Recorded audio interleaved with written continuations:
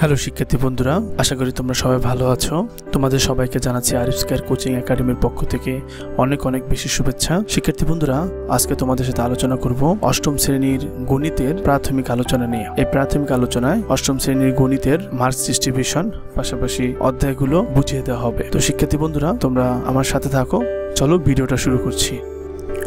অষ্টম শ্রেণীর শিক্ষার্থী বন্ধুরা, তোমরা স্ক্রিনে দেখতে পাচ্ছ এখানে তোমাদের মার্কস ডিস্ট্রিবিউশনটা দেওয়া আছে, যেখানে বলা হচ্ছে যে অষ্টম শ্রেণীর গণিত পূর্ণমান হচ্ছে 100।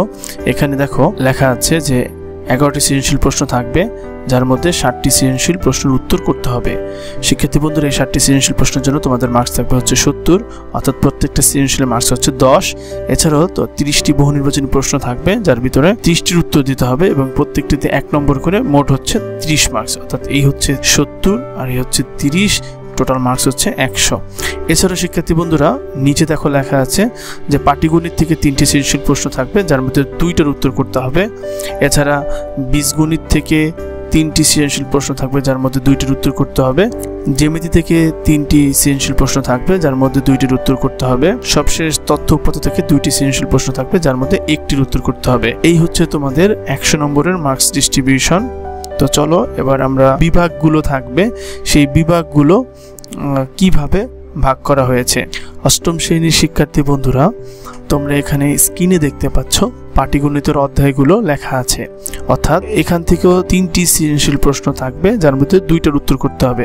অষ্টম শ্রেণীর শিক্ষার্থী বন্ধুরা, তো এখানে দেখো যে অধ্যায় নাম্বার 1-এ প্যাটার্নের অধ্যায় সম্পর্কে তোমরা হয়তো অলরেডি জেনে গেছো।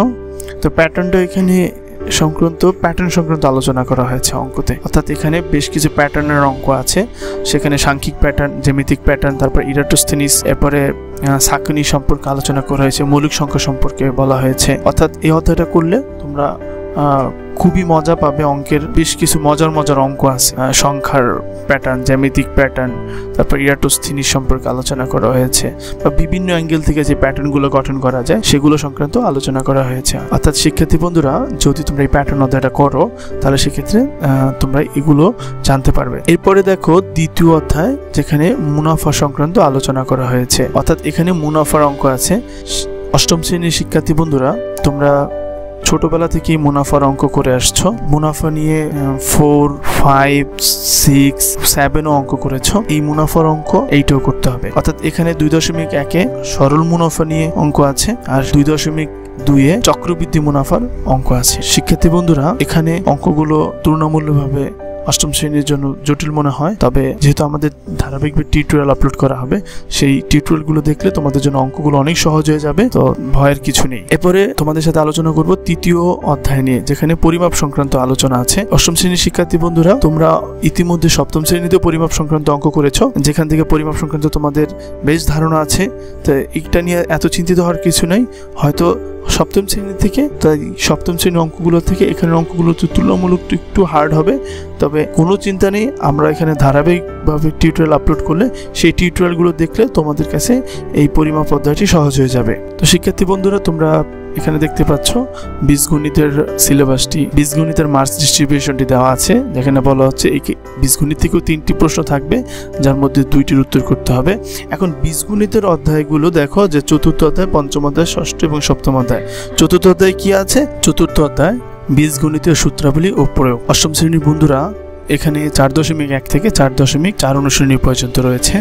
এই 4.1 অনুশীলনীতে বর্গের সূত্র প্রয়োগ করা হয়েছে, 4.2 অনুশীলনীতে ঘনের সূত্র প্রয়োগ করা হয়েছে, 4.3 সূত্রতে উৎপাদকের অঙ্ক আছে, এছাড়া 4.4-এ লসাগু গসাগুর অঙ্ক আছে। তো শিক্ষার্থী বন্ধুরা, এই অধ্যায়টি খুবই সহজ এবং JSC-তে প্রত্যেক বছরই এখান থেকে একটা প্রশ্ন থাকেই।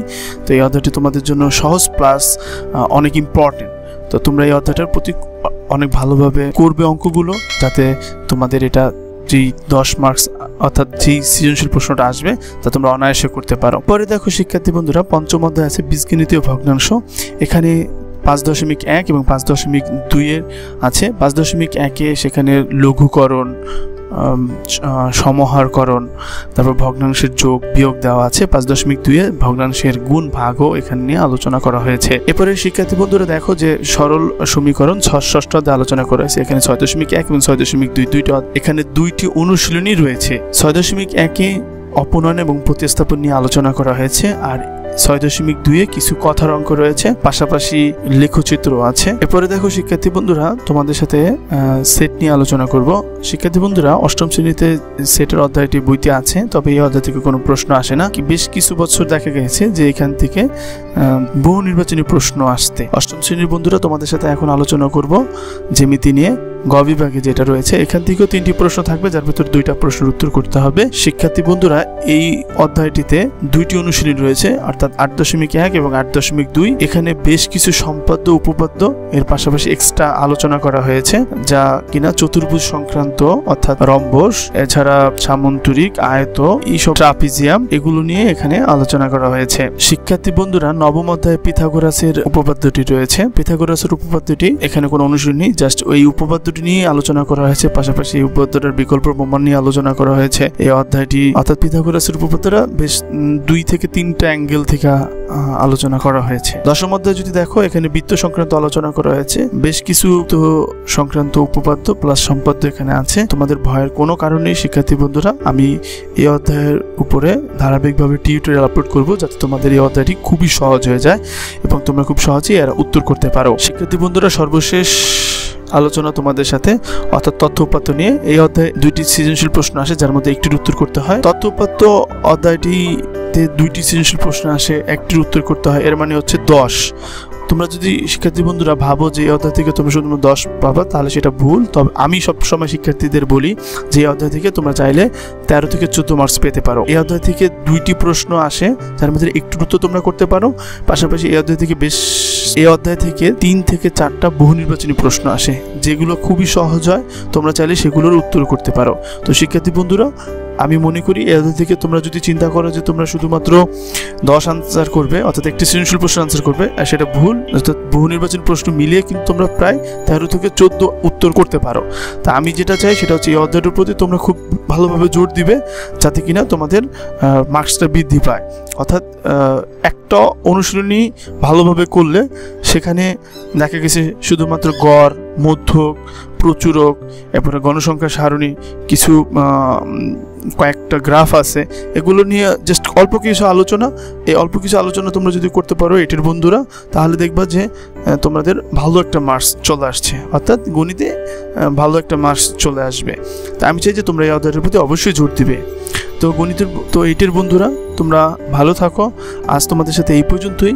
আমার টিউটোরিয়াল যদি তোমাদের ভালো লেগে থাকে, এই মার্কস ডিস্ট্রিবিউশনের টিউটোরিয়াল যদি তোমাদের ভালো লেগে থাকে, তোমরা তোমাদের বন্ধুদের সাথে এই মার্কস ডিস্ট্রিবিউশন শেয়ার করো, যাতে তোমার বন্ধুরাও এই মার্কস ডিস্ট্রিবিউশন দেখে উপকৃত হতে পারে। তো এইটির বন্ধুরা, আজকে এই পর্যন্তই। আল্লাহ হাফেজ।